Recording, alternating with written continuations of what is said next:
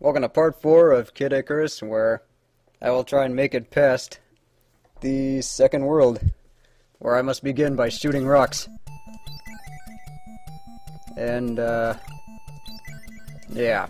Alright, now that we're done with that, they introduce vines, which just do damage, and not really much else. It's not like it's any different from the poison ponds. So I just gotta take care of these rocks and snakes. I'm trying to let my crystals do most of the heavy lift in this part because... That was a good one. Because I told you before about the invisible stats, and one of the things is actually shooting arrows that for some reason hurt your score. Not really sure why. I guess it was just the programmer's idea. So I don't think that really applies when you use crystals, so I'm trying to just cheat the game that way. Because I'm trying to get the best ending on my first run. There's just some frogs. Pretty easy to handle. And now we're actually at nighttime and not really a whole lot changes. I mean, it's still the same horizontal section, just make it from left to right. Some of the jumps are a little bit trickier and we'll be introduced to those pretty soon, but at least we're done with ice for now. Instead, we just have lots of frogs and water.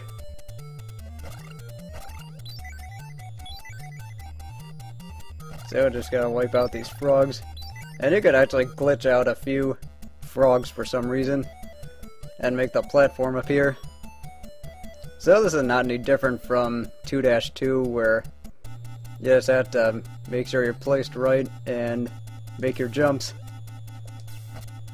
There's just another snowy guy, really awkwardly placed. So I'm gonna try and take him out with one of my crystals.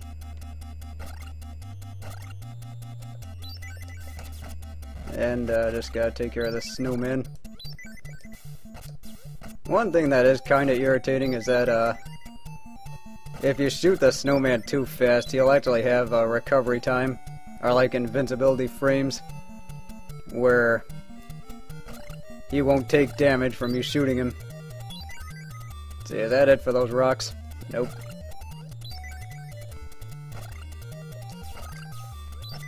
But yeah, like I was saying before, these guys actually get invincibility frames, so you could shoot them twice really quickly and it actually won't hurt them, or it only hurts them once. So just gotta make my way across here. Trying to take out these rocks and not screw up like that.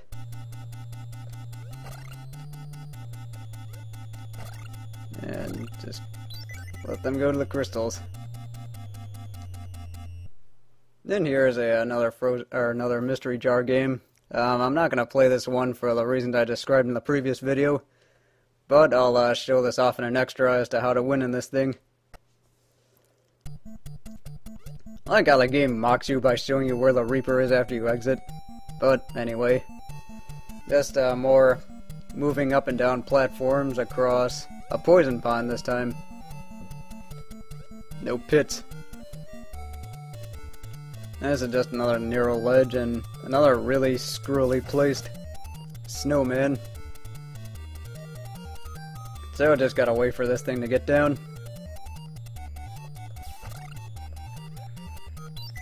But the good news about the poison pond is it won't kill you instantly. It just does some damage, and it's actually pretty annoying when you actually get stuck in this thing. So just... Oh, like hell that hit me. Instead, I'm just going to camp out in front of you and let you run into the crystals. Fortunately, I'm in no mood to collect that thing.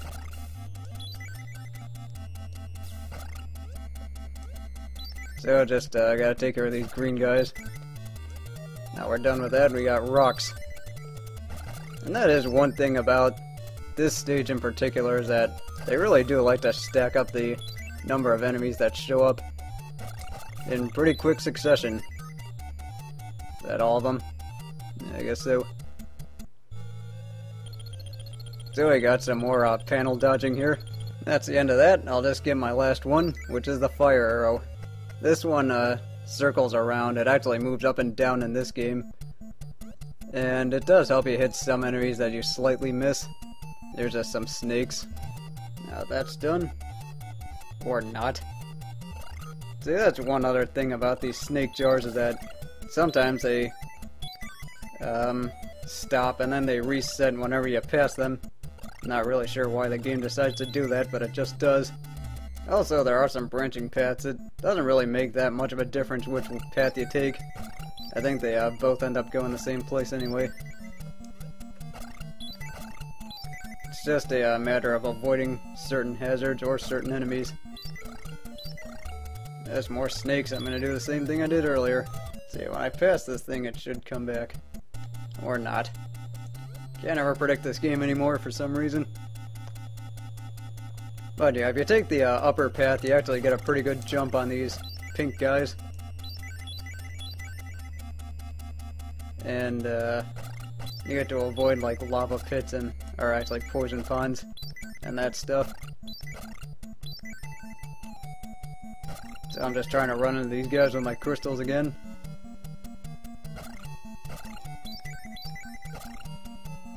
Now with those thorny vines, you do want to jump clear of those things and make sure you don't touch the corners of it, otherwise it does end up hurting you. I just gotta take care of these green guys now. They're actually not that bad to deal with, especially when you see them coming from this early, or this far away. It's only when they're awkwardly placed with narrow platforms and other enemies following you that they become a problem. This should be the last round of them.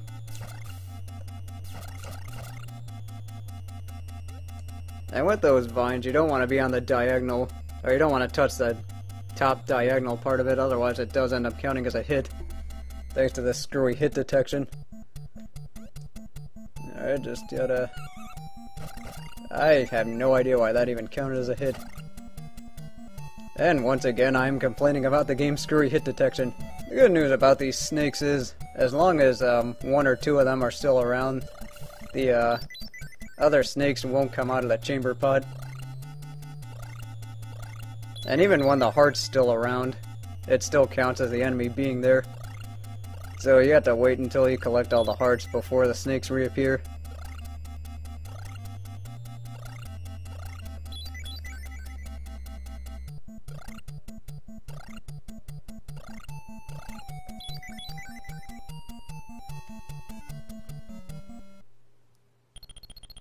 There's just a store. I'll be back. Alright, now that we're done with that, just gotta make my way across this jump. Isn't really too bad. Just make sure you're on the edge when you start that jump. It actually looks a lot worse than it really is. Now this is another section where if you end up going to the right of the snake pot, it actually ends up respawning the snakes. So I'm just gonna do just that. Oh, that's the end of them. Now with these vines and this platform, you want to start up right, or you want to start your jump right when the platform is going up from the bottom. And then make sure you make your jump before it gets too high up, otherwise you're going to end up hitting that top vine. So that's just the concept of making this jump. Yeah, that wasn't too tough. I just have to take out these frogs now.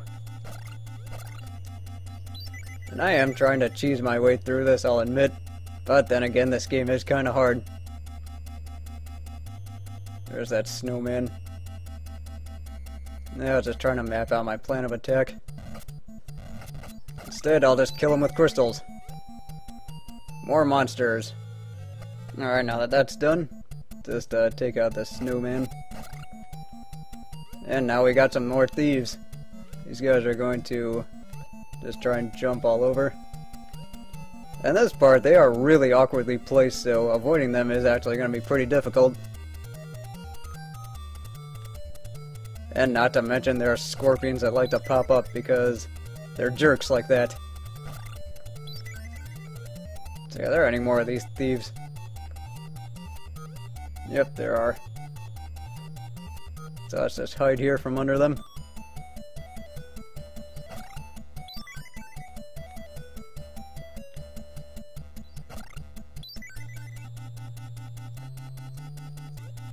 And just gotta steer clear of these thieves.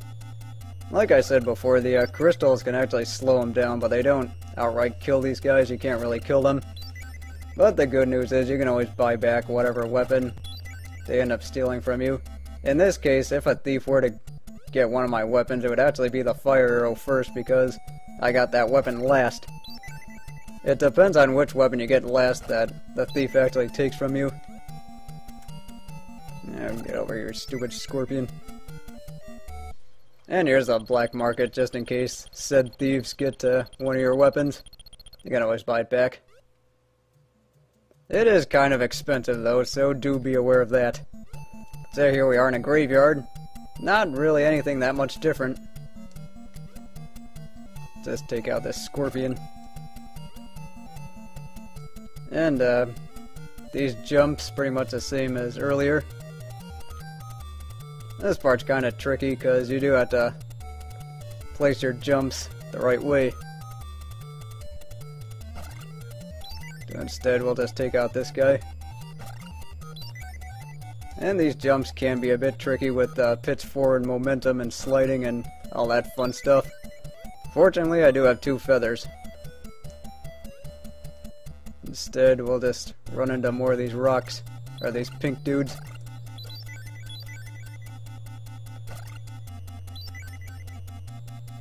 Complete with snakes. Alright, now that that mess is over with, let's just keep going.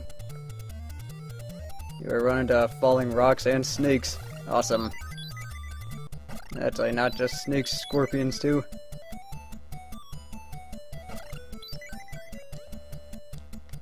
I'm just trying to take out these guys with my crystals.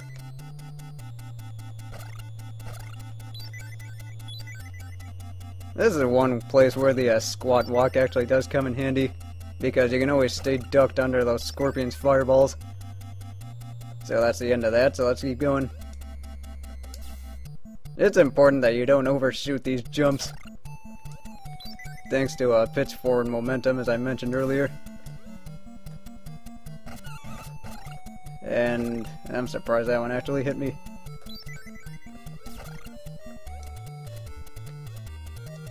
This is actually the part where I'm probably going to end up complaining about the screwy hit detection the most. Just wait till we get to the boss of this place. So I just gotta make this jump. And for some reason that counts as a hit. I don't know why, but it does. Instead, I'll just take you out with crystals.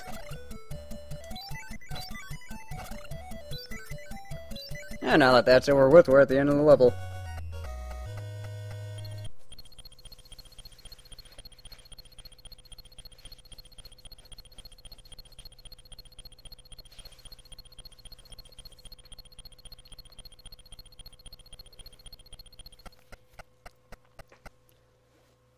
Here we are in the second labyrinth.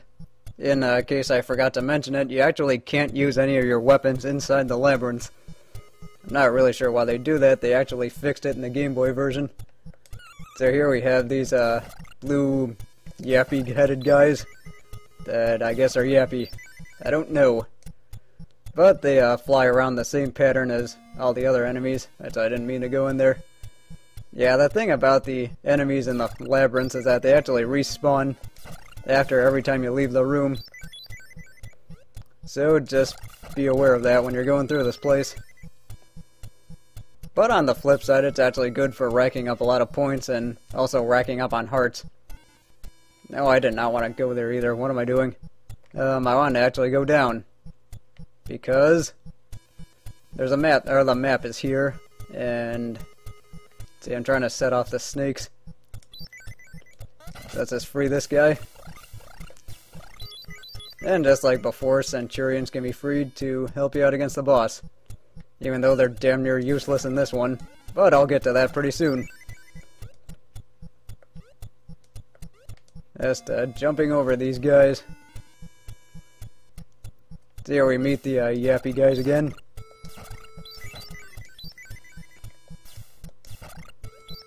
They're really not that bad to deal with.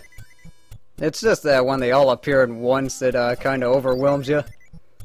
But once you get a few out of the way, and you kind of learn to recognize their pattern over time. Instead, I'm going to go into the store. and just get the stuff that goes with the map. Start with a torch.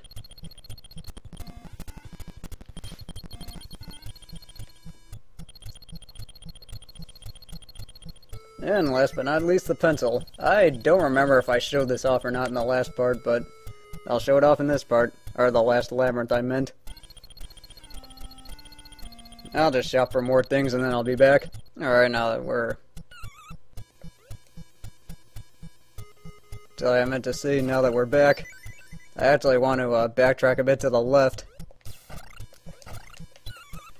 And get hit by this guy again. Now we meet these red yappy guys. They're not really any different than the blue ones. They just give you more hearts. Or at least when they're not knocking you into the poison pond. So we just have to deal with these guys.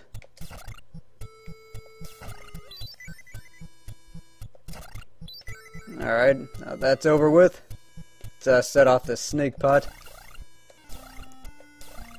And then there's a massive shortcut you can use with the hammers. If the stupid hit detection ever registered. Thank you. Take out these red Goombas for 5 hearts each. And just not really worry about the snakes. Unless you forget about the Pac-Man wraparound. But to the left is some eggplant wizards. They're at least a little bit easier to deal with now that we have stronger arrows. But just like most of the other enemies, it's only when they're really awkwardly placed is when they give you trouble. So let's make our way up. Here's a pretty common spike puzzle in this labyrinth. Make sure you leave right after the bottom spikes go off. If you want to get there on time. Or at least before that 3rd or 4th spike hits you. Their stupid faces.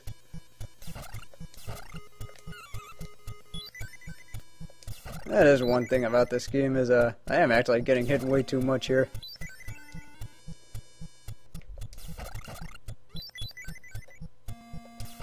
And just take care of you, and then we're done. Just have to, or make sure you do use these guys as a platform. Let's see, we got eggplant wizards that can get in your way. And now we have a hot spring, so I can just recharge here. All the way to 5 blocks this time. And with this spike puzzle, just go 1 spike at a time. It's really not too bad. There's another store. Don't really need anything. There's another snake pot.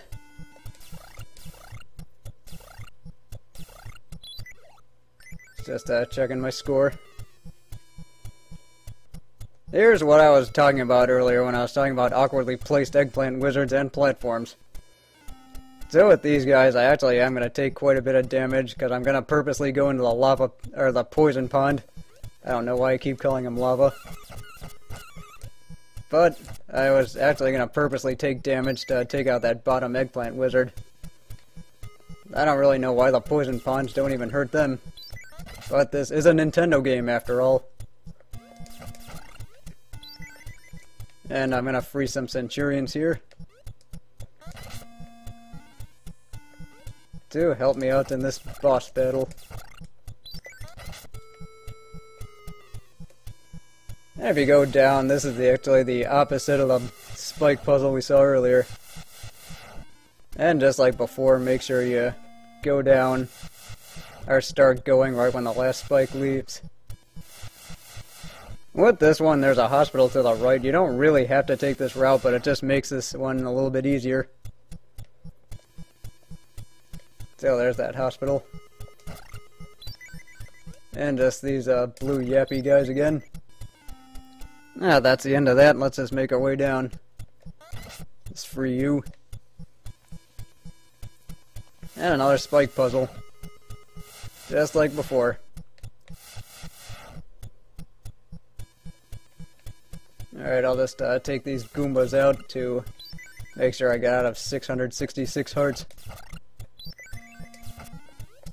These platforms are icy, but they're really not that much of an issue. especially since there's no real penalty for falling.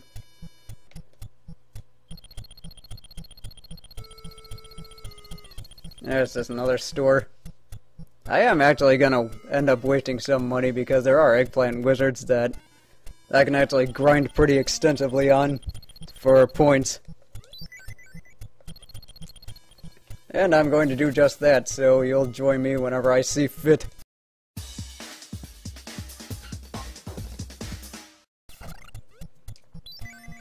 Yeah, I guess I got a little carried away. But there was an eggplant wizard here and here. So they give you 10 hearts each, and they're pretty good to grind on. Let's just keep going up. That's the boss door to the right. Just gonna free another centurion. And some Goombas to set off this snake pit, or the snake pot. I do have to wait for these guys. Shouldn't be too bad though. And that's my score right now. So let's get to the boss. It's the fire serpent. And I guess it's not really a serpent. But the problem the Centurions face is when this guy ends up just jumping. That's really all he does. He doesn't really shoot or anything. And surprisingly, the Centurions are actually staying alive in this part. And right when I say that, I'm down to my last ones. And now they're all dead already. And this is the reason why Angel Land got conquered so easily, because you have a bunch of pussies in your army. At least ones that like to jump into this guy like an idiot. So all that you have to do with this guy is just take your time, make your way across the platforms, and just hit him in the head. Do mind the screwy hit detection in this part though. So I'm almost got him, just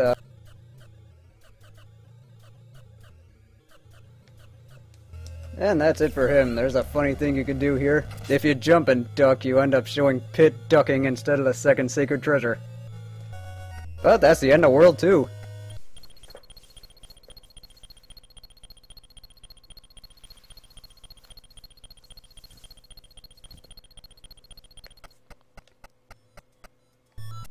And with that, I'll call the video here, so join me next time as hopefully I got the final strength arrow and we'll be able to make our way up to the sky. I'll see you next time.